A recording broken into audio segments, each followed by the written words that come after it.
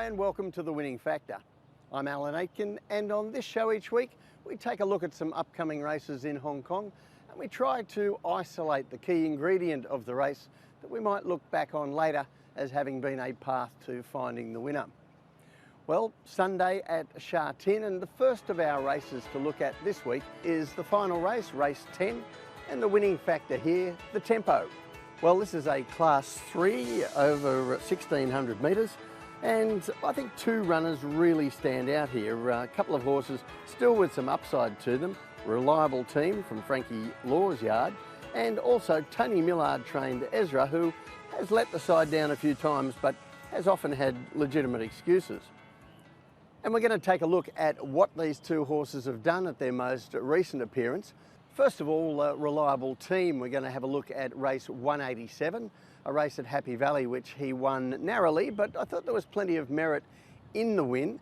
As you can see on the heat map here, the early stages, not that strong the pace, but in the second section, from the 1200 metres to the 800 metres, some street somewhere was caught wide. His rider charged around the field trying to get in, and that upped the tempo in front for a few hundred metres. And although Zac Purton was able to come back and ease out of that pressure with Reliable Team, it did mean that the leaders didn't get much of a rest mid-race.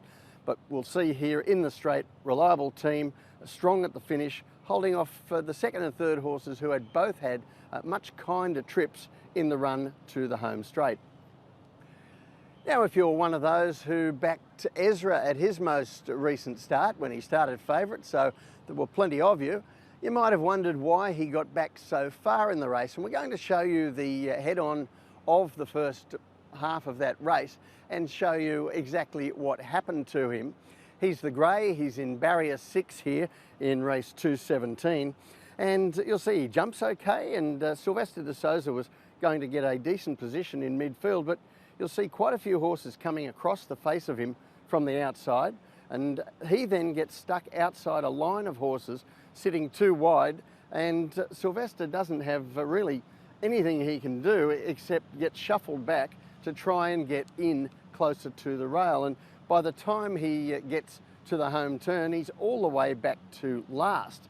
And then we see him in the straight. He does pull 4 lengths off the leaders, even though he only finishes midfield, and this is a better run than it looks. So as painful as that was to re-watch, I guess, if you backed him, there were reasons for Ezra's defeat there.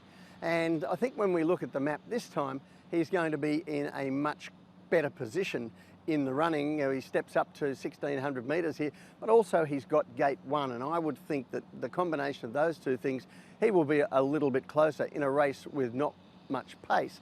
But that also opens the way for a Reliable Team to do what he did at Happy Valley, roll forward, but this time I don't see any opposition for the front running, and Zac Purton should be able to just dictate how this race is run.